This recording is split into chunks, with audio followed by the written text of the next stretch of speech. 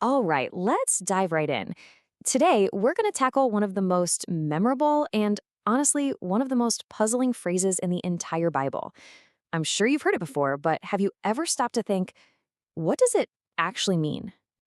Yeah, this one. Do not give dogs what is sacred. Do not throw your pearls to pigs. I mean, the imagery is just so strange, right? It's so vivid. It just makes you stop in your tracks and wonder, pearls to pigs? What on earth could Jesus have been getting at with a warning like that? So that's the big question we're going to answer together. We are going to unpack this ancient proverb and really dig into the timeless wisdom that's hidden right inside. So here's our game plan. We'll start by figuring out where this proverb even comes from. Then we'll decode all that imagery. After that, we'll get into the main idea, this principle of discernment, see where else it pops up in scripture, and finally bring it all home by looking at how this wisdom actually works in our lives today. Okay, first things first. Context is everything. To really get what this verse means, we have to know where it comes from. It wasn't just said out of the blue.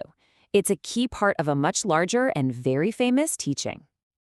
So check out where this thing is placed. It's smack dab in the middle of the Sermon on the Mount. Just before this, Jesus is warning against hypocritical judgment. And then, right after, he's encouraging everyone to be persistent in prayer. Ask, seek, knock.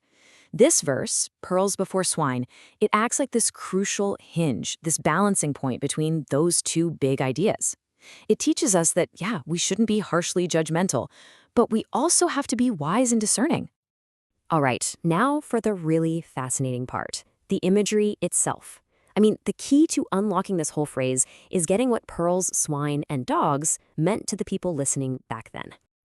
And wow, the contrast could not be more stark. On the one hand, you've got pearls. These are a symbol of incredible value, of beauty, even holiness. They stand for the precious truths of God. And on the other hand, you have pigs and dogs. In that culture, these weren't beloved pets. They were seen as unclean, hostile scavengers. They literally can't recognize the value of a pearl. They just trample it into the mud, or worse, turn and attack you.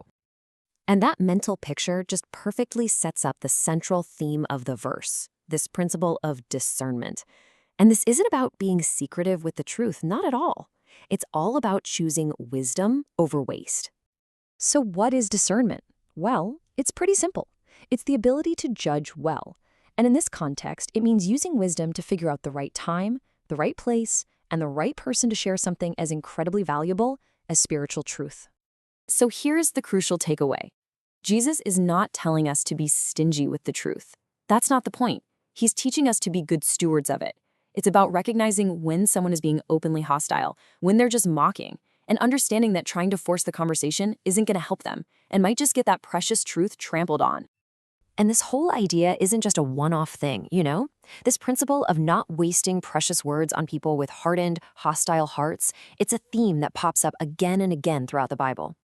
I mean, just take a look at the book of Proverbs. It gives this super practical advice. If you correct a scoffer, someone who just wants to make fun of things, you're just going to get abuse in return. In fact, it says they'll hate you for it. That is some ancient wisdom that lines up perfectly with what Jesus is saying here. And we even see this principle in action. In the book of Acts, you've got the apostles Paul and Barnabas. When they faced constant, hostile rejection from one group, they didn't just keep banging their heads against the wall. Nope. They recognized what was happening and wisely turned their attention to an audience that was actually willing to listen. And this quote from Titus, man, it is so direct. It lays out a clear step-by-step process for dealing with someone who is just trying to cause division. It shows there's a point where, for the sake of wisdom and peace, you just have to step away. So, this is all really fascinating ancient wisdom. But the big question is, how does it apply to our lives right now? Let's get practical and look at how we can actually put this principle into action. Here are 4 really concrete ways. First, when you're sharing your faith, go for it. Be bold. But you also have to recognize when it's time to just step back. Entrust that person to God instead of trying to force the issue. Second, in teaching, you can't just drop the deepest, most profound truths on someone who's completely unprepared or just unwilling to learn. Third, and this is a big one, guard your own heart. Don't let yourself get sucked into those endless, bitter arguments with people who only want to attack you. And finally, and maybe most importantly, actively pray for wisdom to know the difference, to know when to speak, when to be quiet, and when it's just time to walk away.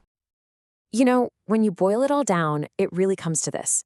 The core message is about reverence. It's about treating God's truth not like some common everyday rock, but like the holy and precious pearl that it truly is.